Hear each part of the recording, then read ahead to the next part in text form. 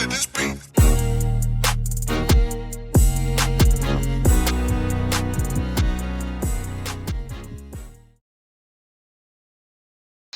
Welcome to another episode. Welcome to another episode of Gamecocks Talk with Captain Will. I'm your man, Captain Will. Make sure you like, make sure you share, make sure you subscribe to Gamecocks Talk with Captain Will so I can continue to bring you that gospel of Gamecocks every single day, y'all.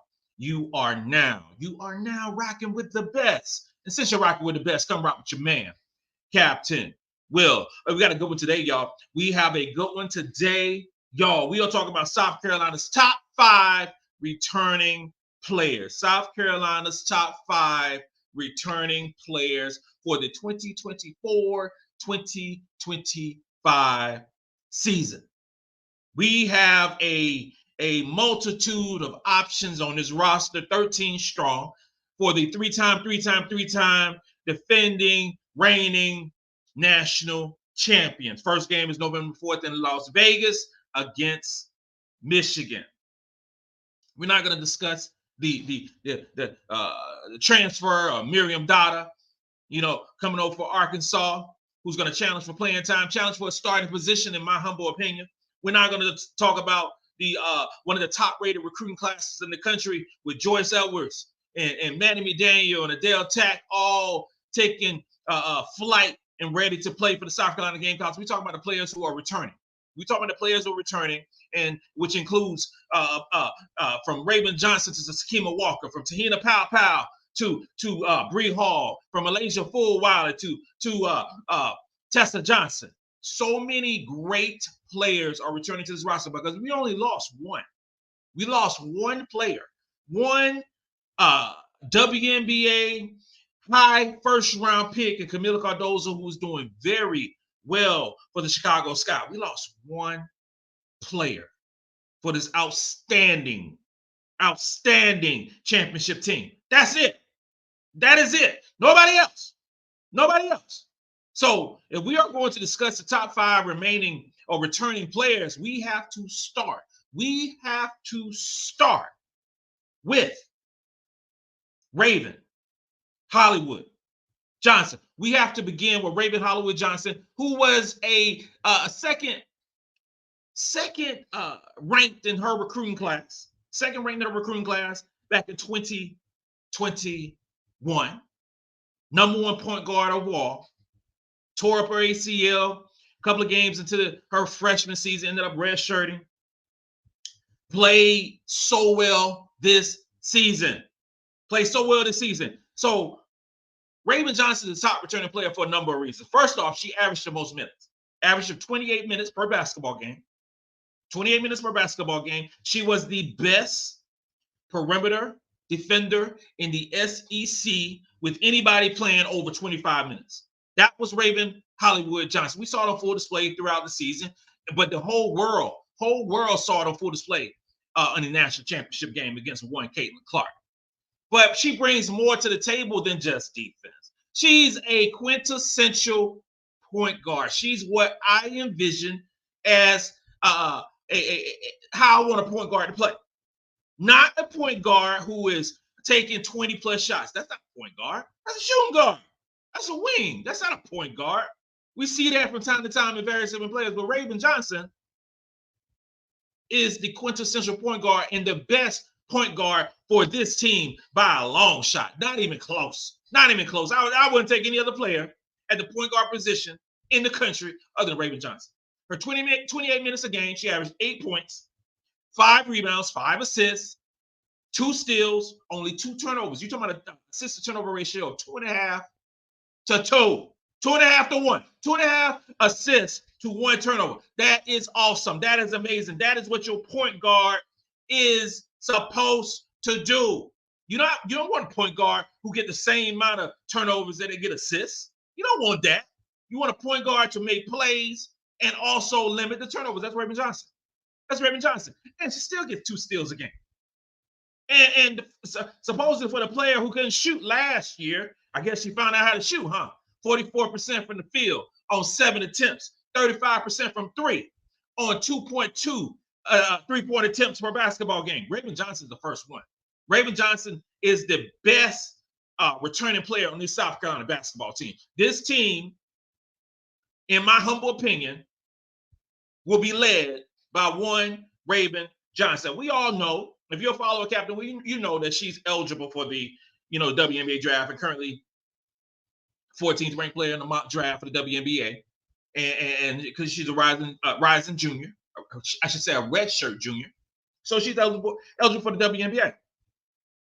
My hope that she returns to South Carolina and continue and still and develops more this year and then continues to develop the following year.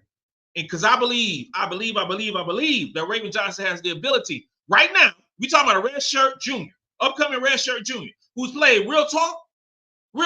She's just on the cusp of what she could do on the basketball court. I think she's going to take a next step this year, and I think she's going to take the following step next year, the following year after that, and then be a top five WNBA prospect. I believe it. I'm going to continue to say it until it comes into fruition. The second one, the number 2 rank of the top 5 recruiting, the top 5 returning players for the University of South Carolina, three-time national champions, Te-Hina Paopao.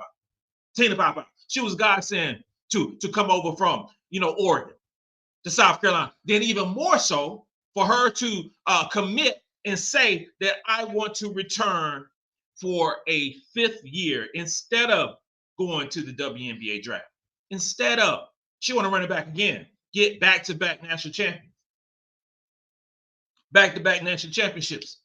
Te-Hina Paopao was the second in minutes played for the South Carolina Gamecocks. She averaged 27 minutes per basketball game. 27 minutes per basketball game. Played 11 points, 3 rebounds, 4 assists. Let me say that one more time. 11 points, 3 rebounds, 4 assists, 1 steal, 2 turnovers. Te-Hina Paopao had an outstanding year for South Carolina. She improved her defense from her days in Oregon. She will continue to improve her defense this upcoming season. But what sets Te-Hina Paopao apart from any other player in the country, I'm talking about any other player in the country, because she's the best shooter in the country. She's the best shooter in the country. She shot 46% from the field on 9 attempts. She shot 47% from 3 on 5 attempts per basketball game. She did exactly what you want in the transfer portal. She did exactly what you want. South Carolina need a shooter. Te-Hina Paopao. You don't build your team off the transfer portal. You don't do that. You don't build your team. South Carolina had a obvious need. Te-Hina Paopao filled that need, and it developed so good, so great. And the community took her in. Wonderful person, wonderful family. Amazing for Te-Hina Paopao to be at South Carolina one more time before she goes on to the WNBA. Because currently she's ranked number 9 in the mock WNBA draft. Te-Hina Paopao is projected to be a first-round pick right now on June the 14th, 2024. Third top 5 returning player for the South Carolina Gamecocks is none other than Breezy Hall. Breezy Hall, 26 minutes per game.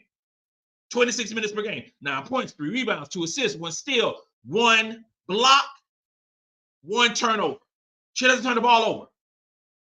If you know about Captain Will, I value efficiency. I don't value volume.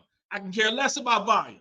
I value efficiency, offensively and defensively. I value complete basketball players, not playing on one side of the court and non-efficient on the other side of the court.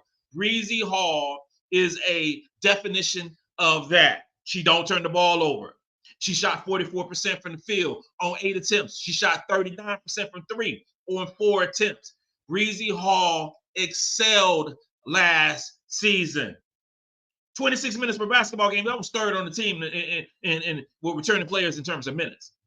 3rd on the team. This was Breezy Hall. Breezy Hall.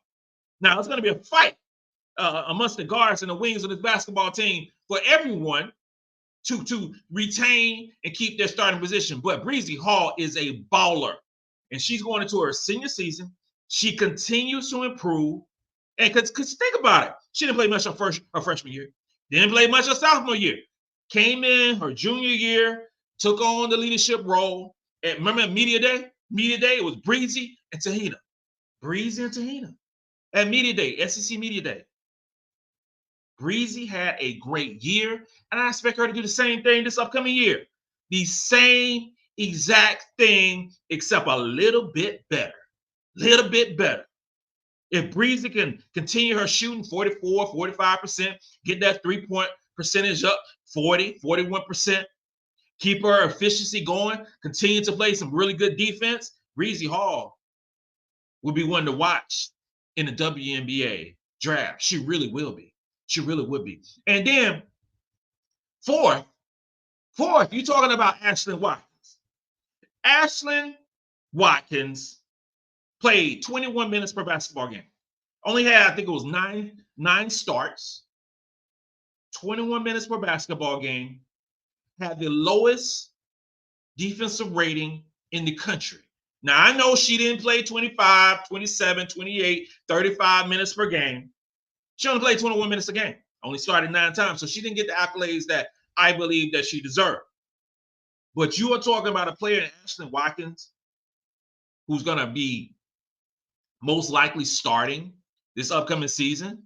Kamilla Cardozo's gone. There's 25.3 minutes per basketball game that Cardozo played that will be up for grabs, that will be shared between Watkins, Dada, Feagin, Chloe, Joyce, Adhel. A lot of players going to be fighting for those minutes. But I believe that Ashlyn Watkins can be a top level player in the SEC. In those 21 minutes a game, you're talking about 9 points and 7 rebounds, 2 blocks, 1 assist, 1 steal, 2 turnovers. 21 minutes a game, almost average a double-double. Very, very similar to what Kamilla Cardozo averaged her junior year. Okay? Very similar numbers. Ashlyn Watkins is going to her junior year. I expect a double-double. I expect her to average a double-double. She's going to be playing more minutes.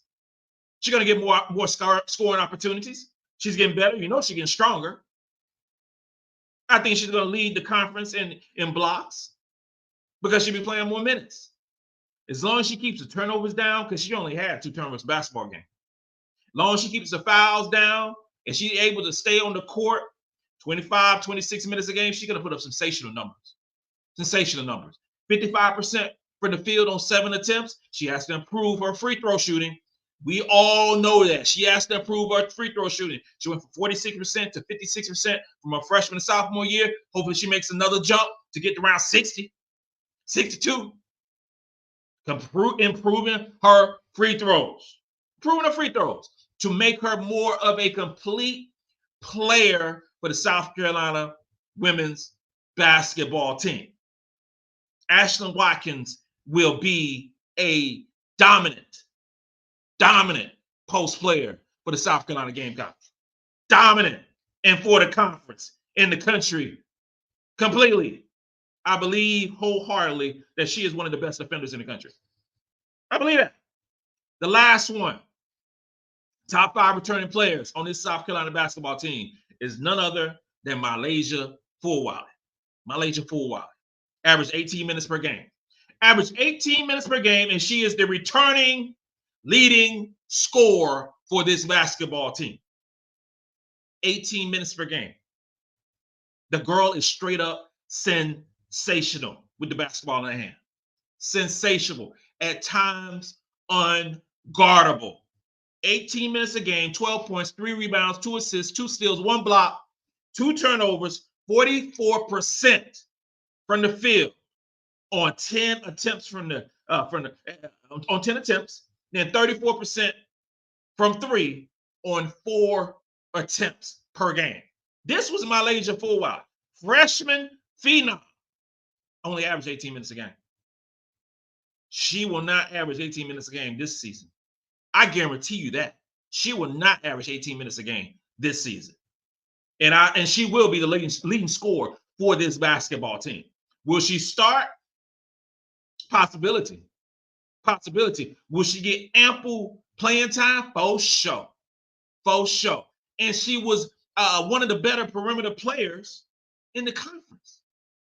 One of the better perimeter players in the conference in terms of defense. Her defensive rating was 73.8. She only played 18 minutes a game, so she can get no credit for it. But this year she will. This year she will. Malaysia Fulwiley will take the next step in her sophomore year. I cannot wait to see the growth that she's had. Can't wait. First week of summer workouts is over. Saw this tweet that Molly put out regarding the workouts. First week is done. The players came in shape. Yo, we talking about June 14th. June the 14th. Ladies already in shape because they want to defend. They want to continue this legacy, continue this dynasty that I spoke of a few days ago. Malaysia Fulwiley is the truth. The 5 players I just named are amazing basketball players. In my opinion, the top 5 players returning to this basketball team. But just like I said, because you're one of the top 5 players returning to this basketball team does not mean that you're top 5 on this team, because there's a litany of players who's nipping at the heels of these top 5 players. You can talk about Chloe. You can talk about Tessa. You can talk about Joyce, Dada, a number of players who got something to say for this upcoming season. The workouts, it's going to be amazing. It's going to be amazing for this basketball team. Can't wait to see it. Can't wait to feel all the buzz. The non-conference schedule is starting to pan out. With November 4th, you're talking about Vegas, with Michigan. Then you got North Carolina State coming to Charlotte. What was the thing? December 5th, playing Duke at home. Oh, my. It is going to be something special for the South Carolina Gamecocks this upcoming season. This concludes another episode of Gamecocks Talk with Captain Will. I'm your man, Captain Will. Make sure you like, make sure you share, make sure you subscribe. Make sure you subscribe to Gamecocks Talk with Captain Will. Tell a friend, tell an enemy, tell whoever you want to about the best Gamecock women's coverage going today. You're now rocking with the best. Since you're rocking with the best, come rock with your man, Captain Will. Let's go.